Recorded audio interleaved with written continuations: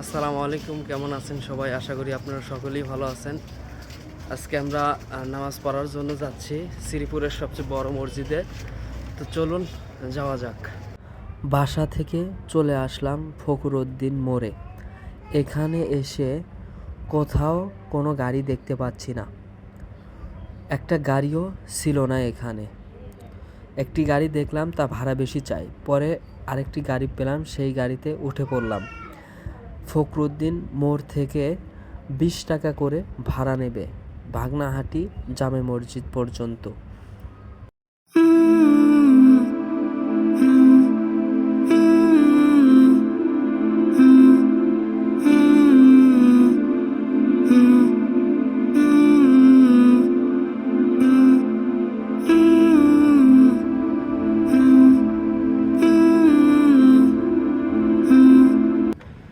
আস্তে আস্তে একদম মসজিদের কাছাকাছি চলে আসলাম।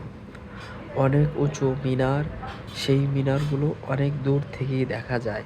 আর আমরা এখন চলে আসলাম মসজিদের এরিয়ার ভেতরে। এখানে অনেক মানুষ অনেক দূর দূরান্ত থেকে নামাজ পড়তে আসে। এই যে দেখুন, কত মানুষ কত জায়গায় থেকে এসে গাড়ি থেকে নামতেছে। এই হলো সেই মসজিদের গেট। এখানে গাড়ি, মোটরসাইকেল, বিভিন্ন ধরনের গাড়ি ঘোড়া এখানে রাখার ব্যবস্থা করা হয়েছে। কারণ যারা গাড়ি চালায় তারা ঠিকমতো নামাজ পড়তে পারে না এই গাড়ির নিরাপত্তার জন্য। আর বাইরে থেকে এই মসজিদটার সৌন্দর্য একদম অসাধারণ, যা বলে বোঝানো যাবে না। মসজিদটা দেখতে খুবই সুন্দর। আমরা জুতা খুলে ভেতরে ঢোকার জন্য তৈরি হয়ে গেলাম, আর আমরা সামনের দিকে অগ্রসর হলাম। মসজিদের ভিতরের অংশটুকু খুবই সুন্দর, যা বলার মতো না। চতুর্দিকে এইভাবে খুব সুন্দর করে ডিজাইন করা হয়েছে। মাঝখানে ফাঁকা জায়গা এবং তার সামনেও অনেকখানি ফাঁকা জায়গা রাখা হয়েছে। মসজিদের ভেতরে ইমাম সাহেব বয়ান করতেছে, খুব সুন্দর লাগতেছে। আলহামদুলিল্লাহ, খুব সুন্দরভাবে নামাজটি শেষ করলাম।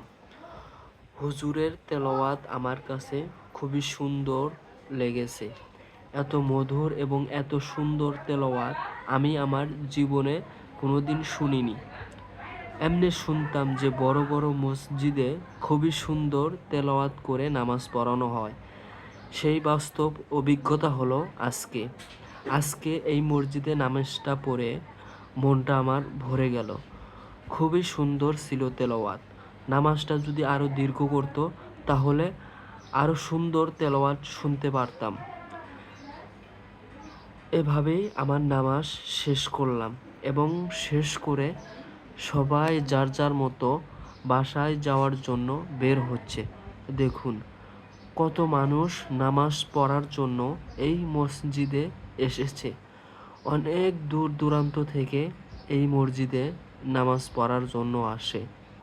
এই মসজিদটি অবস্থিত শ্রীপুর ভাগনাহাটিতে। আপনারা চাইলে এই মসজিদে আসতে পারেন।